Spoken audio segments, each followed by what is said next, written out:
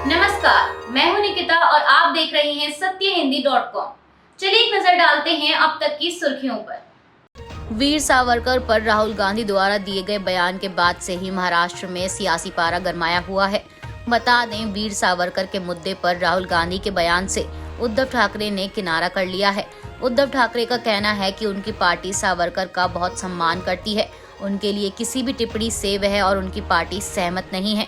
उद्धव ठाकरे के इस बयान के बाद से ही महाराष्ट्र में महाविकास अघाड़ी गठबंधन पर संकट के बादल मंडराने लगे हैं, क्योंकि जहां एक तरफ महाराष्ट्र में उद्धव ठाकरे कांग्रेस को साथ लेकर 2024 में बीजेपी को साफ करने का दम भरते हैं, वहीं अब उनके सामने सबसे बड़ा सवाल ये है कि वो राहुल गांधी के बयान का साथ दें या फिर उनके विरोध में खड़े हों। हालांकि उद्धव ठाकरे ने वीर सावरकर को महाक्रांतिकारी बताकर राहुल गांधी के दावे पर असहमति जताई है। गुजरात विधानसभा चुनाव में बीजेपी कांग्रेस के साथ साथ आम आदमी पार्टी भी गुजरात में सत्ता में आने की तैयारियों में जुटी हुई है। बता दें, आम आदमी पार्टी ने गुजरात चुनाव में लड़ने का फैसला कर चुनाव को त्रिकोणीय मुकाबले में बदल दिया है और लगातार गुजरात में अपनी जीत का दावा कर रही है, जिसके चलते वह राज्य में लगातार चुनावी रैलियों को भी संबोधित कर रही है। आप के राष्ट्रीय संयोजक और दिल्ली के मुख्यमंत्री अरविंद केजरीवाल ने अपनी जीत का दावा करते हुए कहा कि गुजरात में 8 दिसंबर को होने वाले चुनाव परिणामों में आपकी ही जीत निश्चित है। सीएम केजरीवाल के जीत को लेकर दावा करने के बाद महाराष्ट्र के डिप्टी सीएम देवेंद्र फडणवीस ने आप पर टिप्पणी की है। उन्होंने गुजरात के भावनगर में एक रैली को संबोधित करते हुए आपकी तुलना शादियों में बिना बुलाए नाचने वालों से की। देवेंद्र फडणवीस ने आम आदमी पार्टी के गुजरात चुनाव में एंट्री लेने पर कहा कि जब भी कोई शादी होती है तो शादी में डांसर बिना न्योते के वहां पहुंच जाते हैं। हम उन्हें बुलाते नहीं हैं, लेकिन वे फिर भी आते हैं और फिर चले जाते हैं। ठीक इसी तरह गुजरात में भी आप नाचने वालों की तरह आए हैं। ये गुजरात में आए हैं और वहाँ के लोगों से कई बातें कही हैं। इसी तरह ये गोवा में भी आए थे और वहाँ भी आप कुछ नहीं कर पाई थी। बता दें, गोवा में आम आदमी पार्टी ने सिर्फ 2 ही सीटें हासिल की थी। इसके साथ ही देवेंद्र फडणवीस ने आगे कहा कि झूठे वादे करने और झूठ बोलने के लिए तो आपको ओलंपिक अवार्ड मिल जाना चाहिए। ठगी के मामले में जेल में बंद सुकेश चंद्रशेखर ने दिल्ली के मुख्यमंत्री और जेल में बंद मंत्री सत्येंद्र जैन को लेकर फिर एक बार चिट्ठी लिखी है। अपने वकील के हवाले से मीडिया के लिए लिखी इस चिट्ठी में सुकेश ने केजरीवाल और सत्येंद्र जैन को लेकर फिर से कई बड़े आरोप लगाए हैं। सुकेश ने इस चिट्ठी में आरोप लगाते हुए लिखा कि फरवरी साल 2017 में सत्येंद्र जैन ने मुझे सुबह 2 बजे कॉल कर $20 मिलियन रुपए, जो कि बिटकॉइन का हिस्सा थे, वो रुपए में कन्वर्ट करने के लिए क्यों मदद मांगी थी। सुकेश ने आरोप लगाया कि ये डॉलर सत्येंद्र जैन के एक परिचित, जो कि बेंगलोर में एक मशहूर डिस्टिलरी कंपनी चलाता है, उसके पास थे, जो कि इंदिरा नगर से लेने के लिए बोला गया था। सुकेश ने चिट्ठी में आरोप लगाया कि ये पूरा पैसा दिल्ली में आम आदमी पार्टी को दिया जा रहा था और इस बार मुझे इन डॉलर को कम कन्वर्जन कॉस्ट में बदलने के लिए बोला गया था, जो कि आगे से कन्वर्जन कॉस्ट पूरी देने की बात कही गई थी। मैं इस काम को इतने कम वक्त में नहीं कर पाया तो मुझे फिर से कॉल किया गया, जिसके बाद मुझे बोला गया कि इस काम में मैं ही मदद कर सकता हूं। सुकेश ने आरोप लगाया कि इस काम के लिए सत्येंद्र जैन ने मुझे 30 से 40 बार कॉल किया।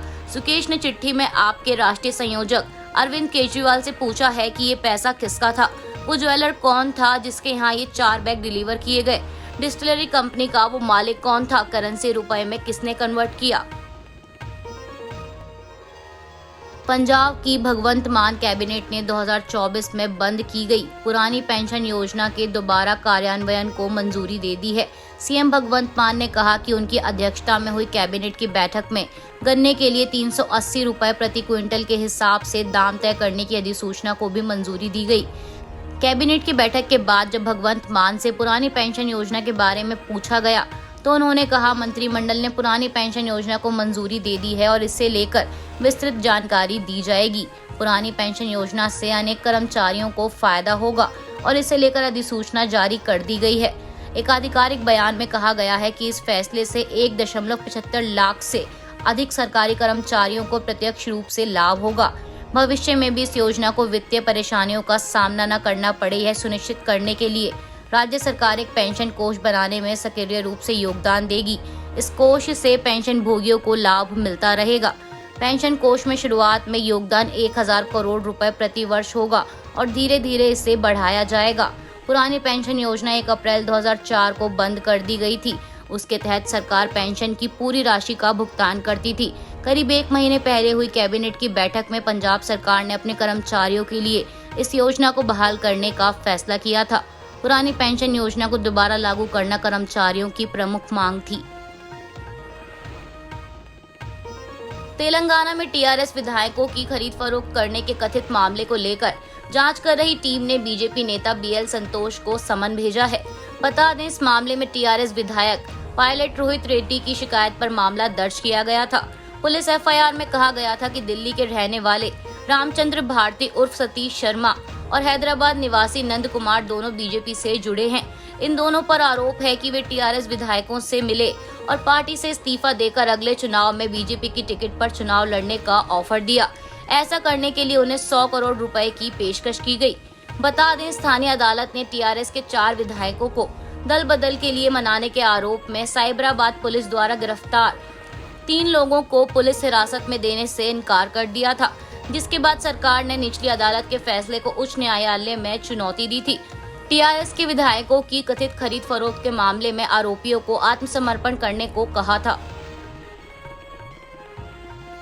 सोशल मीडिया प्लेटफॉर्म ट्विटर की कमान संभालने के बाद एलॉन मस्क एक के बाद एक कई बड़े फैसले ले चुके हैं, जिनमें से उनके कई फैसलों की आलोचना भी की गई। इस वक्त मस्क अपनी नीतियों से ट्विटर को पूरी तरह से बदलने में लगे हुए हैं और इसका सीधा प्रभाव कर्मचारियों पर पड़ रहा है। इस बीच अब एलॉन मस्क ने नई ट्विटर पॉलिसी का ऐलान किया है। उन्होंने कहा कि ट्विटर अब नेगेटिव ट्वीट्स को बढ़ावा नहीं देगा और ना ही उनका प्रचार करेगा। मस्क ने ट्वीट किया कि नई ट्विटर पॉलिसी में अभिव्यक्ति की स्वतंत्रता है, लेकिन पहुंच की स्वतंत्रता नहीं है। ट्विटर हेट स्पीच या नेगेटिव ट्वीट्स को डीबूस्ट और डिमोनेटाइज करेगा, इसलिए ट्विटर पर कोई विज्ञापन या अन्य आय का साधन उपलब्ध नहीं होगा। नेगेटिव ट्वीट्स आपको तब तक नहीं मिलेगा जब तक आप उसे खास तौर से नहीं खोजेंगे। टी20 वर्ल्ड कप में हाल ही में सेमीफाइनल में हुई शर्मनाक हार के चलते भारतीय क्रिकेट कंट्रोल बोर्ड ने शुक्रवार को एक बड़ा फैसला लेते हुए पूरी 5 सदस्यीय राष्ट्रीय चयन समिति को बर्खास्त कर दिया है।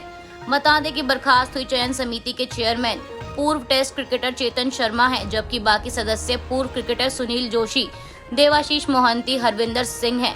जहां तक है, भारतीय क्रिकेट इतिहास में ऐसा पहली बार देखने को मिला है जब टीम के खराब प्रदर्शन की गाज चयनकर्ताओं पर गिरी हो, जो कि काफी हैरानी भरा है।